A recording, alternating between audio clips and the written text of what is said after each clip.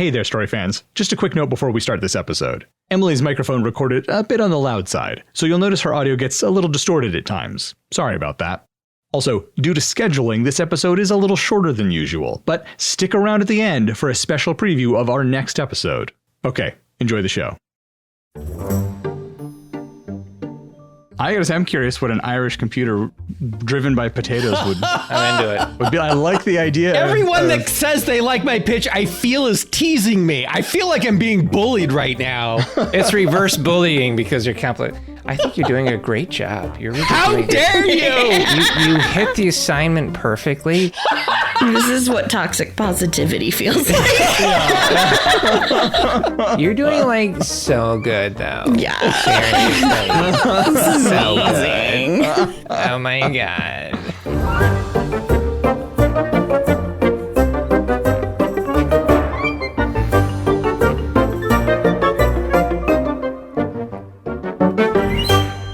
Hey there, story fans. Welcome to Almost Plausible, the podcast where we take ordinary objects and turn them into movies. I'm Thomas J. Brown, and today we have Emily. Hey, guys. F. Paul Shepard. Happy to be here. And special guest Geoffrey D. Calhoun. Thanks for having me. Geoffrey is a best-selling author, instructor, fellow podcaster, and, most importantly, a screenwriter. He even has IMDb credits for writing. Geoffrey, welcome to the show. Tell us a bit more about yourself and how you got started in screenwriting. Oh my god. Well, thanks a lot for having me on. I started screenwriting as a bet close to 20 years ago, which was kind of ironic because I'm dyslexic. But I fell in love with it, really figured out, hey, you know, I can't dance, I can't sing, but damn it, I can write you a screenplay. Ended up doing that for a long time and kind of wrote down my own methodology as a script doctor and the guide for every screenwriter, which became a bestseller and ranked as one of the best screenwriting books of all time.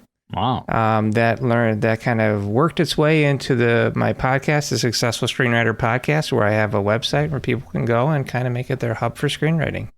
Awesome. That is so cool. Well, since you're the guest, you get to choose today's topic. What are we going to write a movie about? I want to write a movie about a bag of potato chips. All right. Whoa. A bag of potato chips? That's more specific than I was told. I was thinking salt and vinegar. Is that too far for you? Specifically salt and vinegar. Yeah. I just had it as a bag of chips. Well, I mean, I guess that makes sense. I'm going with a bag of potato chips. I guess that's where I'm at. So if it's a bag of wood chips, you're in trouble. Wood chips! There goes my chocolate chips pitch. These are all great. Mine are potato chips. I understood the assignment. Oh, hell yeah. She's got it. Mine are computer chips.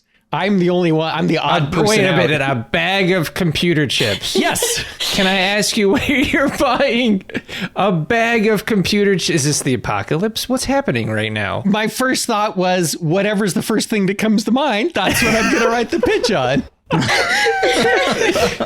He's buying wholesale computer chips by the pound like it's a bulk food store. I was thinking of the Weird Al song. What kind of chip you got in there? Dorito, all about the Pentiums. That's hilarious. And that's where my mind went. With I love computer it. chips. It's unique. It's original. It's wrong. You could just say it's wrong. I'm trying to be supportive, man. It's like the lady on TikTok that watches the terrible recipe videos. Everybody's so creative. Well, we'll push forward with it and see where we get. Each episode of Almost Plausible begins with a pitch session where each of us shares the ideas we've come up with for a bag of potato chips.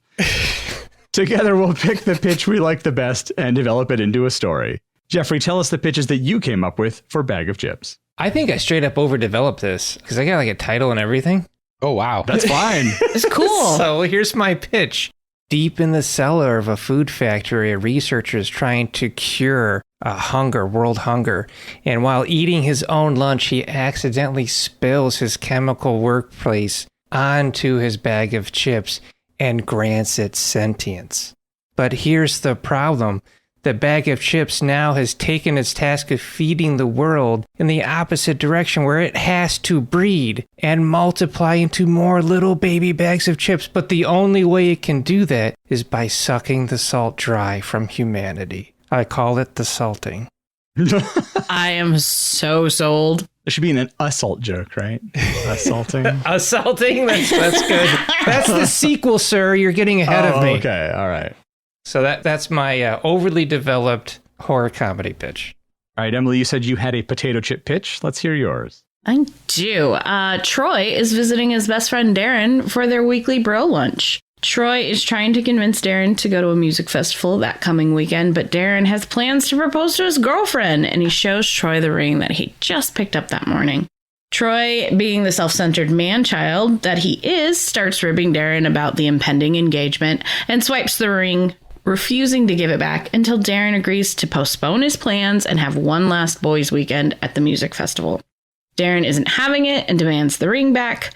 Roughhousing ensues. Troy books it out of the break room that they are having lunch in with the ring. Then he promptly trips and falls, sending the ring sailing into an unsealed bag of potato chips below. But the line is moving so fast they lose track of the right bag and spend the rest of the movie searching for it in various locations. The chips are sold while coming to terms with the changes in their friendship and adult lives. Also, I took out the part of the pitch where we explained Darren and his family own a kettle chip company. Ah, that's I was going to cool. say, so I guess they work at a chip factory. Yeah. As your pitch kept going, I kept imagining, oh, okay, so there's an open bag of chips. Oh, there's several open bags of chips? Oh, they're in a factory. Got it. Okay. Yeah. So it's like a prize in Cracker Jacks, except Yeah. it's a bag of potato chips, and the prize is an engagement ring. A beautiful engagement ring. And some guy's going to buy chips for his girlfriend, and she's going to be like, yes! And he's like, what? See, I imagine they would end up at the festival somehow with the girlfriend, and then there was a vendor who's selling their potato chips, and then they... Right, they've given up at that point. Yeah. Aw, that would be super cute. That's totally how the movie would go. Right? That sounds like a really heartwarming film. Well, my pitch is a rom-com where two people meet shopping in the same bodega, and they meet because they both went for the last bag of a particular brand and flavor of potato chip. Their mutual love for the chips is just the beginning of a string of commonalities, which leads to a whirlwind romance, and in short order, they move in together. It turns out that a relationship built on potato chips is as unstable as the chips themselves, however, and the couple breaks up. It takes spending time away from each other to realize that what they had was actually pretty good, and the movie ends with them agreeing to go on another date, but they decide to take things more slowly this time.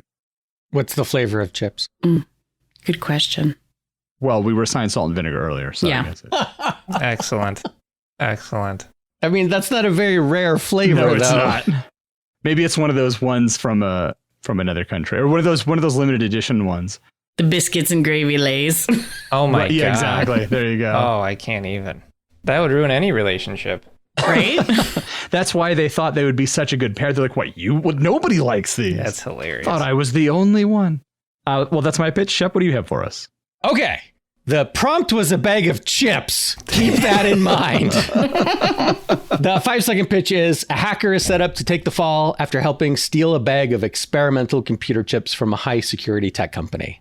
So experimental potato chips. Got it. Experimental chips made from potatoes, There we go. vat-grown CPUs. Yes. I just saw a thing about somebody using mushrooms to run computers. So this seems like a natural extension of that. Yes. Yep. I mean, can't you power a light bulb with a potato?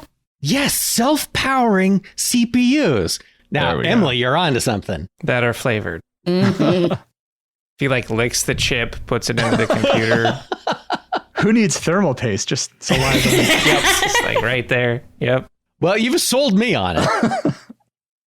Oh, so you're just doing the That's first it. pitch. Oh, I have lots more. I wrote a huge thing on this, not realizing that it was supposed to be potato chips. So none of it's potato. I could read more, but it's not potato related.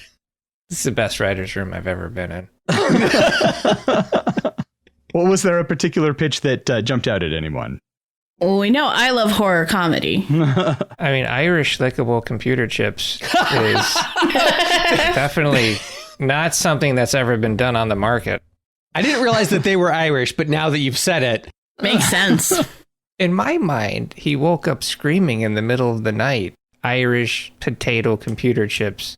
I kind of want to develop it. I'm interested in it. I thought Thomas's was cool. I mean, I'm kind of torn here, guys. I'm your guest. So what are we thinking here? I mean, they're all good. I think that any of them could be turned Right. into a full story. We are big on the rom-coms. We do a lot of rom-coms, which is one of my favorites. Yeah. All right, we got to pick one. Okay. Yes. I'm fine with any of them. They're all, we could do whatever. Well, I'm partial to mine because I developed that one. All right, so it looks like we're going to be developing 4 of them today. We're all going to pick our own. No. I gotta say, I'm curious what an Irish computer driven by potatoes would. I'm into it. Would be. I like the idea. Everyone that says they like my pitch, I feel is teasing me. I feel like I'm being bullied right now. It's reverse bullying because you're complex. I think you're doing a great job. You're really How doing dare you? You hit the assignment perfectly. This is what toxic positivity feels like. You're doing like so good though. Yeah. Seriously. So Amazing. good. Oh my God. All right. Do you want to hear more of my pitch? Yeah, do it. give us the expanded one. Right. Yeah. The slightly expanded one is that there's a team of tech-savvy thieves, and they hire a brilliant hacker to join them in their planned heist of these experimental potato CPUs. But as the team navigates through the obstacles between them and the prize, they realize that these chips are not what they seem. I love it. They're made of potatoes. They're made of potatoes. I love it. And the stakes are much higher than they anticipated. And we all know what goes well with potatoes? Steak. So steaks and potatoes. I'm telling you. Perfect. Tonally, if you were to write this and shoot this in a farcical manner, it would be absolutely hilarious. And it could come out really well. Like a farcical heist film about computer potato chips it could be hilarious. Like Monty Python level funny. All right. Do we like the computer chips idea where they're potato starch based? I know it's not possible, but movies aren't accurate. Look, they're GMO potatoes, so anything's possible. That's why I like the idea of this like sustainable product that we've come up with. All right, I'll give it to you. They run faster, they burn out faster, but they grow back faster. So, it's a quick cycle. And you don't have to rely on foreign governments or... Right. You can actually do some world building around this if you want to get like Cronenberg crazy with it, where they're starting to use like all kinds of products like that to replace everyday things. You know what I mean? So like your refrigerator is some kind of a food product too, instead of just being a big metal box. So it's like the Flintstones, but instead of dinosaurs, it's just vegetation. Yeah, just food everywhere. vegetables. Yeah, in a heavily GMO'd future, things have just gone totally wild. Yeah, absolutely. Vegetables have evolved in ways we couldn't have possibly expected. Yeah, you take the food out of the box and then you eat the box. You could be crazy like that, where it's like it's that sustainable a world. So that could be part of a farcical nature, which would be really interesting. Yeah. All right, where do we begin? Yeah, you guys take the lead. Okay, so this is how I develop a screenplay. I start with concept. Okay, we're getting into the guide for every screenwriter here because I'm going to shamelessly pitch my stuff. That's what you're here for. Right. So we start with concept. We've nailed the concept. Here we have the concept, okay. Right? Then from concept, we go into a theme. What are we trying to say with this movie? I'm going to change your show from here on out, by the way. Every episode, you can be like, okay, what's the theme? Oh, no, he made it better. We better not have him back on. So what are we trying to say with it this? Sounds like the theme is sustainability. Okay. Or democratization. Like if they're trying to steal these potato CPUs to get them out so that people can plant them and grow their own and not have to rely on corporations. Right. So you got sustainability versus good. capitalism. Right. Yes. Okay. Yeah. So now from there, we have our theme. It's a little bit broad of a theme. We're going to have to get a little bit tighter with that. But this is how you do it. So you pick your central character, whoever is the star of the film. Here's the secret. Your central character is actually the living embodiment of your theme. So what you're trying to say with your theme will be voiced through your character's actual journey. Hang on, I'm going to start taking notes. Yeah, it's okay. We're in a TED Talk right now, guys. I have good news. We're actually recording this right now. We can listen to it again later. And if you want more on this, you can go to my courses at thesuccessfulscreenwriter.com. That's a good pitch right there. Just slide it right in, natural. I've never done it before. The central character is your living embodiment of your theme. So what kind of journey are we going to put a person on where they are going to be struggling with their own sustainability versus capitalism? And I'm already going to cheat because I'm going to send it out there and then let you guys kind of figure it out. But sustainability, right? You think about paying your bills. You think about, you go to your day job every day, but you don't love your day job. But why do you go to your day job? You go to your day job for money to make your bills, right? But you don't love it. Is that sustainable? Can you live your life that way? That's a capitalistic way of thinking, but there's no passion there. So if you have a guy who's doing the day job every day, and say he's got a mentor and he watches his mentor die young from a heart attack doing the same job, that's a guy who realizes this capitalistic way of behavior isn't sustainable. So now he starts venturing on, how can I make my money my way and find something that I love to do? And is that start out as a good path of where he's trying to do a good thing, but then ends up in this crew stealing these potato microchips? And there's his struggle. See, I thought it was the opposite, where the main character, the hacker, who I have as a woman, Amanda, Sure. is doing the job for money initially. You can absolutely do that. So you can do an antithesis, essentially, of the theme where she's doing it for money, but then realizes that that is not sustainable. And then that ties into your theme and that she changes as a character.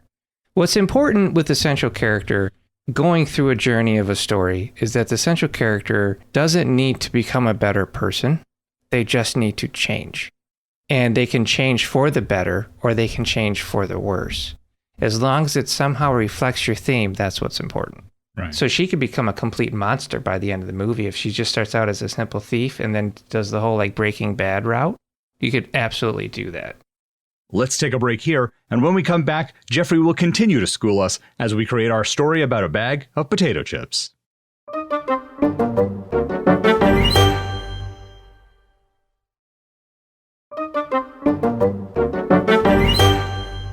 We are back. Now, Shep, you created our main character, Amanda. What is the change you envision for her over the course of the film? So I have Amanda being betrayed by the thieves and left holding the bag, so to speak, Okay. to take the fall for the theft. But in my original plan, it was a military contractor and they were military chips. Okay. And the government wanted them back. So Amanda has to help kind of track down the thieves in order to get the chips back to free herself. But by doing so, she is giving weapons basically to the government. So there's a moral dilemma there. Now, this is different if it's grown chips. Once they get out into the wild, there's no putting that genie back in the bottle. Yeah. And people can just grow their own technology. Yeah. That seems like there isn't a moral dilemma there. Like, that would be the best outcome. Although in that case, she's choosing to do that versus take the payout. So she's giving the chips out to everyone versus making the money. Yeah. She's Robin Hooding it. Yes, but that wasn't her original plan.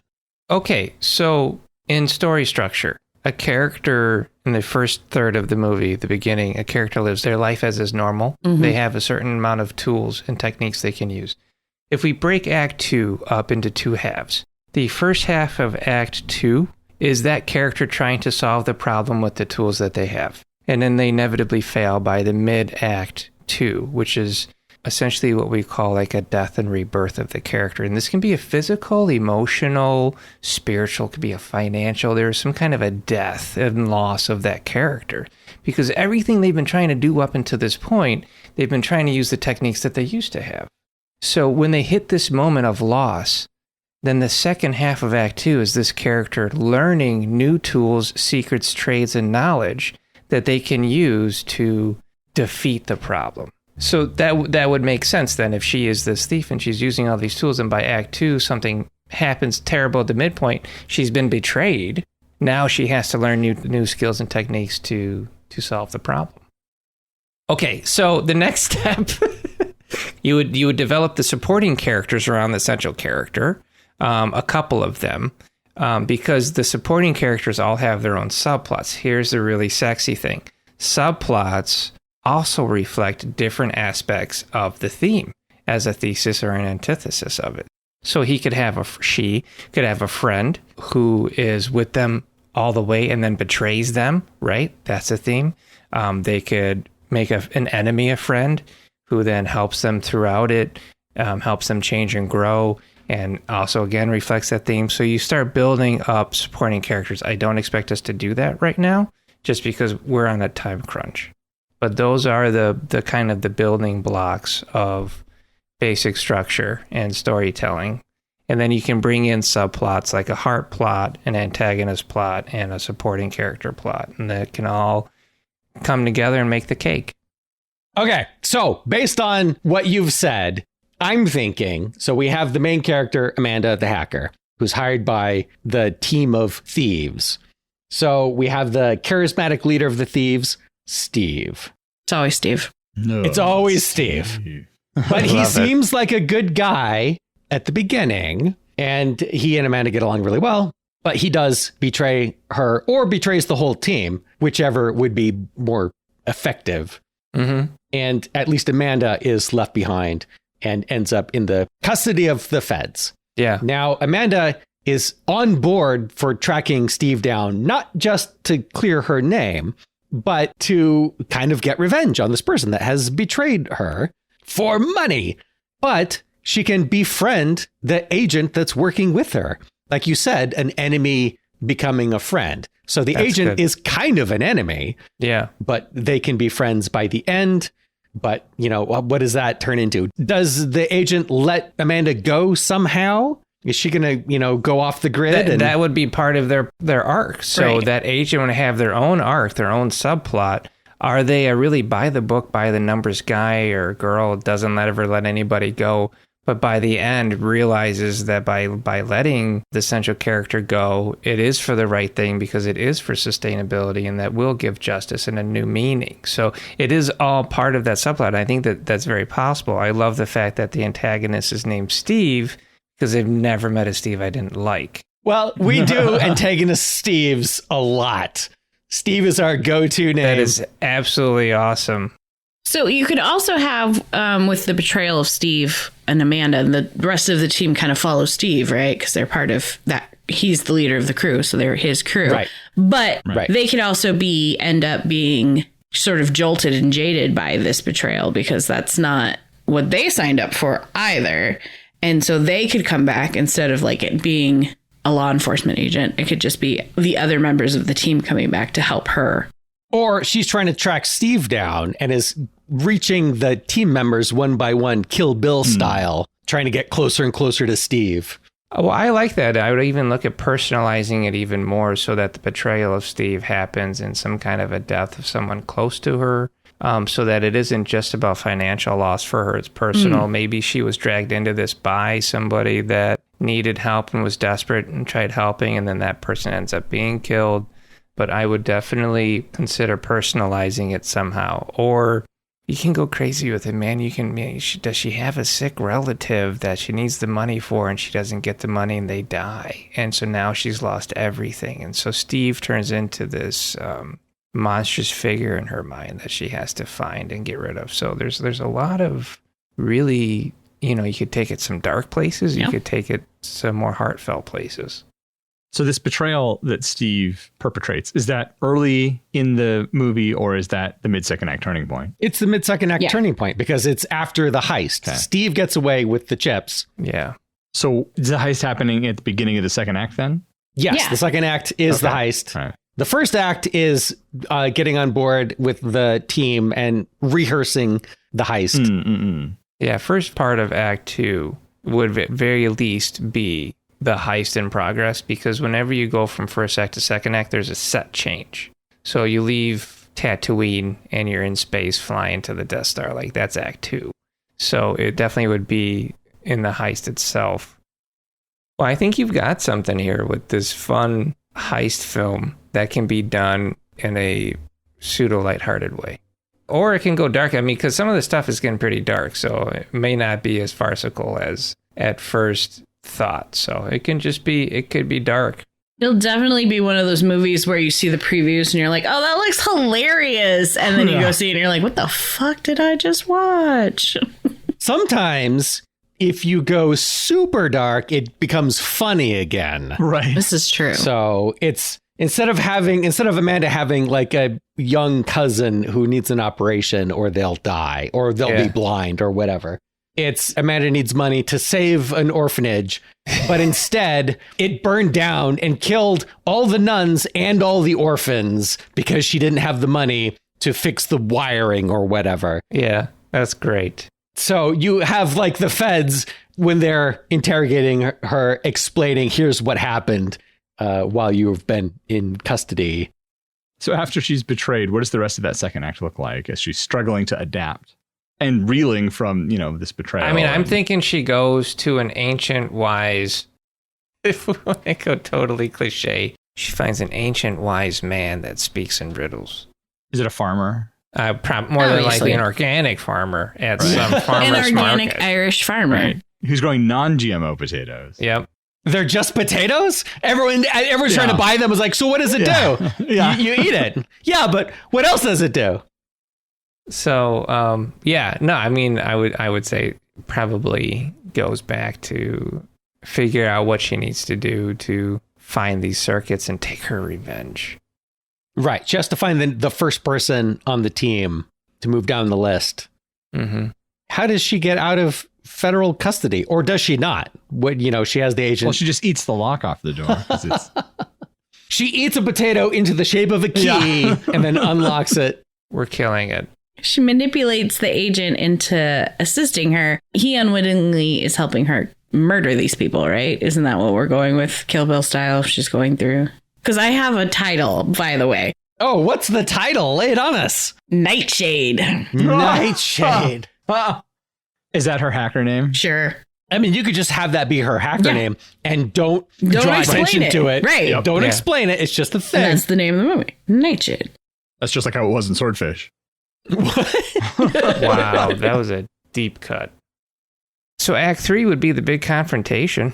She's killed all the guys and comes after the big dude. Is she killing them all, or is she just getting information from them and then moving on to the next one? I guess they would probably warn Steve potentially. Or have they all been betrayed by Steve? How are we having them? Are they also betrayed by Steve, so they feel connected to her rather than Steve?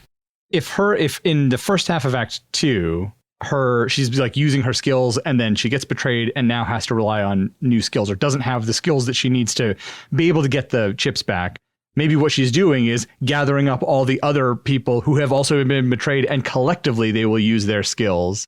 Yeah, because honestly, if I'm writing this, I'm running out of pages because we've already spent a lot of page count getting to this point. And then if I have to have her like interrogate 6 guys, we're looking at like a montage, right? Like a terror montage of different information. But I wouldn't be able to have her going through guy after guy after guy or girl after whatever to get all the information. So I think compiling everybody together would be better. Plus, we've already met all of them earlier in the film, so it's not like we need this backstory for each character. Right. And we know what their specialties are. Yeah, I agree.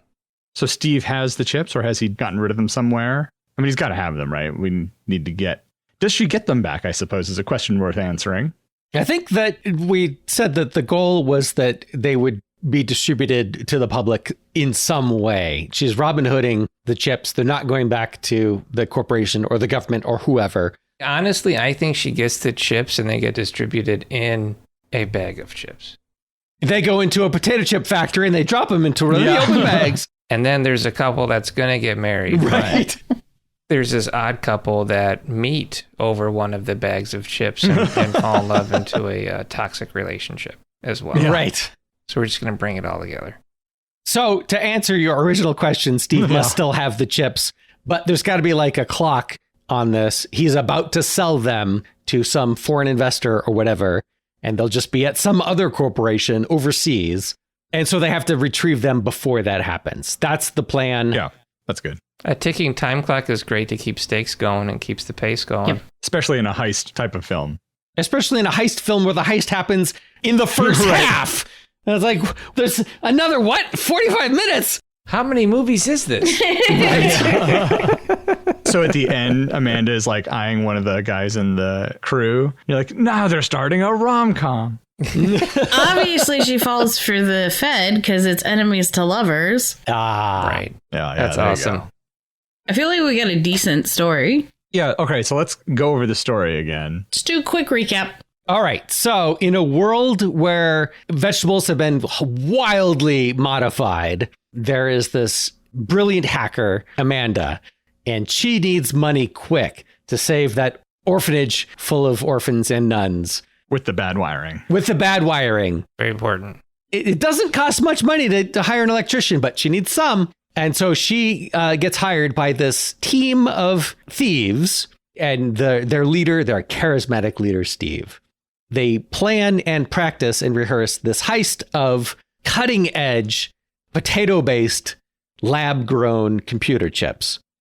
And they pull it off. They need her to get into the vault, so she has to be physically in the building. And so they get her to the vault. She hacks it in, and Steve betrays her and leaves her locked in the vault and takes off with the bag of chips. And she's captured by the feds. And while she's captured, the orphanage burns down and kills everyone. And she loses everyone she's ever known and loved. You're right. The darker you go, the funnier it is. Right. So she befriends the Fed and comes up with a plan of tracking down the thieves to get the chips back. And she goes through with the Fed and they capture, or they meet up with the team members one by one who join her in her quest to get the chips back from Steve. And collectively, as a group, it's another heist. They're trying to get the chips back from Steve before he sells them to overseas investors. And they do, but the chips don't go back to the feds. They somehow end up with other people or in the wild or something. And she marries the Fed? What was the... I kind of They lost... end up in a romantic entanglement. I would Sure, why think not? she totally marries the Fed at this point if we're going that far with it. All right. Did I miss anything? I think you you got got it it all. We got it all. That's a weird one. It is. Well, we'd love to hear your thoughts on today's show about a bag of chips. Was it all that? Thank you. Or was it just not your bag? Let us know by leaving a comment on our website, reaching out on social media, or sending us an email. Links to all of those can be found at almostplausible.com. Geoffrey, you have been a delight to have on our show. If our listeners want to hear more from you, where can they do that? Oh, they can find me on the Successful Screenwriter podcast, or they can hit me up in my forums on the successfulscreenwriter.com. Excellent. Thank you to everyone for listening, and a tremendous thanks to Geoffrey D. Calhoun for joining us and bringing the idea of a bag of potato chips. Emily, Shep, and I are already hard at work on the next episode of Almost Plausible.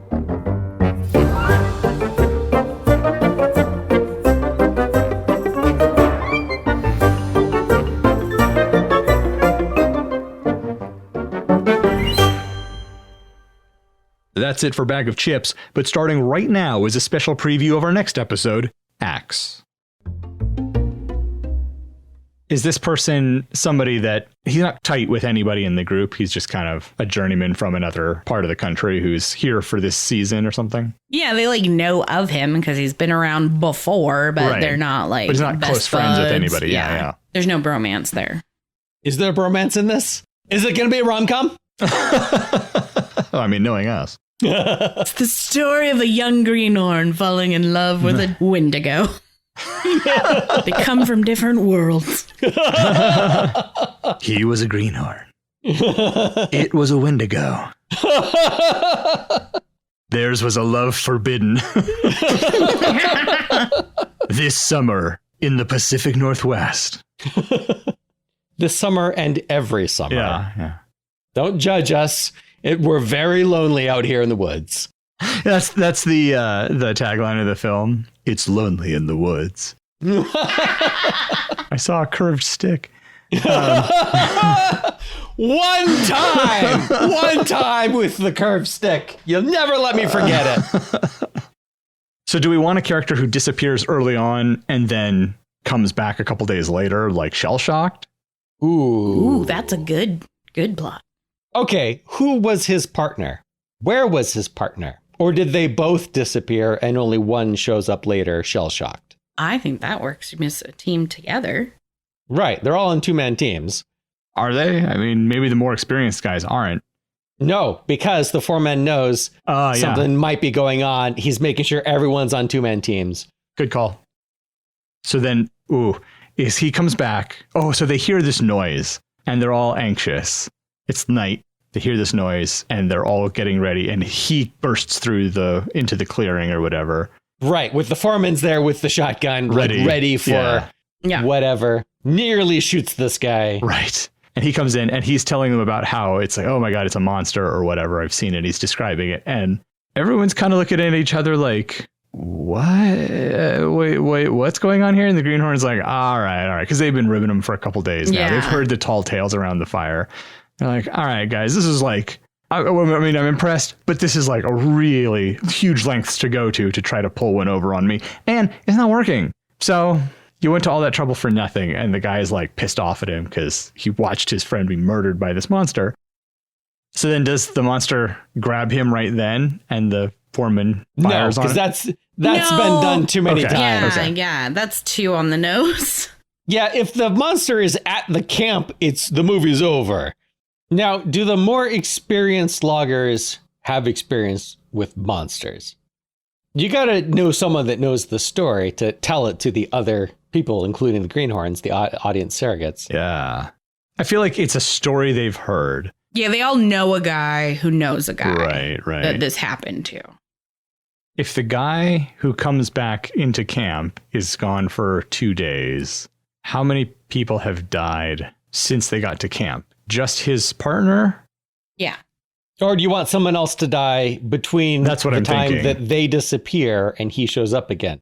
I like that because now they know. Well, see, now you lose the scene where the greenhorns think they're being ribbed by this delirious guy. It'd have to be the partner of the person who dies in between that they think is joking. But then they all know at this point that there is a monster in the woods. This increases the tension of the scene where they hear a noise and they're preparing to fight. Yeah, that's true. And it turns out to be one of the missing loggers. When do we kill the first greenhorn? Can that be the second act turning point? Or is this mid-second act turning point the guy coming back? Is it the lowest low then? No, I think he needs to die pretty early. I guess that's a good point. We should figure out like where do all these key events happen. I gotta feel like by the end of the second act, they know the monster is real. Oh, the lowest low is when the foreman and the shotgun disappear. Because now they don't have... Now they only have their axes. Only have their axes and themselves. And they know for sure at that point, something crazy is going on. We got to get out of here. How many guys did we have? 8, right? Isn't that what we... That was a number that was thrown out. We can tweak it from there. How many people survive? I would say not many. 4 at the most, do you think? 3 or 4? Yeah. Our greenhorn. Yeah, a 1 greenhorn. There's got to be like the grizzled guy he gets paired up with, or is losing that guy in the third act a big thing that happens? Like, does that guy sacrifice himself or... No. No, I want him to be like the surrogate father and fight with him. A guy that experienced wouldn't sacrifice himself. The reason he's still alive is he's not that guy. He sacrifices someone else. Yeah. You don't got to run faster than the bear. Yeah, I mean, like 4, it was fine. 3 or 4 is fine. I'd like the partner of our main greenhorn to be one of the survivors who sort of, he's experienced. That's why he's paired with a greenhorn. He's one of the guys that has the most experience. Why don't they just abandon the log flume and return to civilization? Because they were dropped off in a truck that's not coming back for 2 weeks. Because it's that remote. Okay. That's why I said it at the late 19th century, so that they didn't have like an easy way of contacting or getting people there quickly or anything like that. So I imagine that the log flume is being built from the bottom up. Right, because once you attach it to the water, it's on. Right. So they are near the top. Yes. That's where their camp is. Yeah. I think that when the foreman gets taken and it's just a bunch of guys with axes and no gun, they collectively as a group think, let's just walk down to the river and follow it back to civilization. But they get attacked trying to go down just following the log flume because they determine like that's the beast's territory now. He's moved his territory and he's like taken over that area.